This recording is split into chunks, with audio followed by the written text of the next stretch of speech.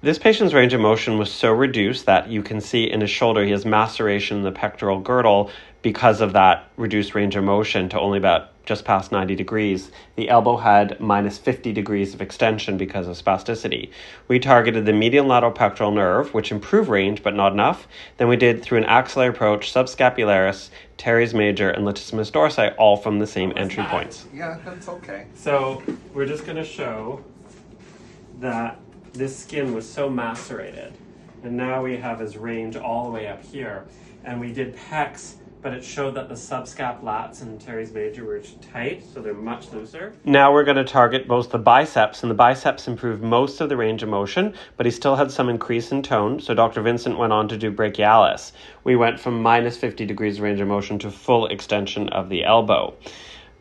We wanted to make sure that we do both targets to address both the shortening of the muscle but also the spasticity. Next, he has a co-contraction in his triceps, making it difficult to bring the hand towards his mouth, which interrupts some of his activities from that co-contraction. So Dr. Vincent did 2 rounds of lesions to 2 targets in the triceps.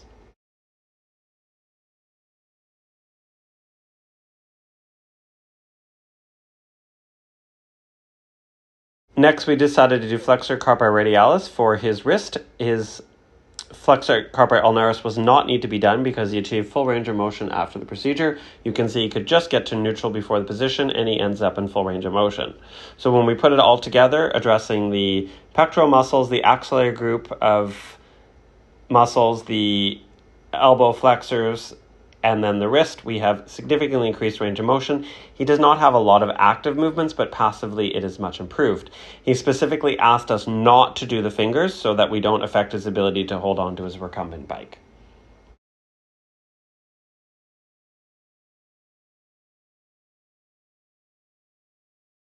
How was that? Yeah, that's okay. So we're just going to show that this skin was so macerated, and now we have his range all the way up here, and we did pecs, but it showed that the subscap lats and teres major were tight, so they're much looser, and we have that elbow now goes fully straight, so it was quite a flexion contracture. But look at the triceps. So Dr. Vincent did the triceps and then the wrist. So the wrist will now go passively fully into extension. He's asked that we don't do his fingers because he uses his finger to grip his cane. No. Nope. Bicycle. Bicycle for his bicycle. Okay. All right.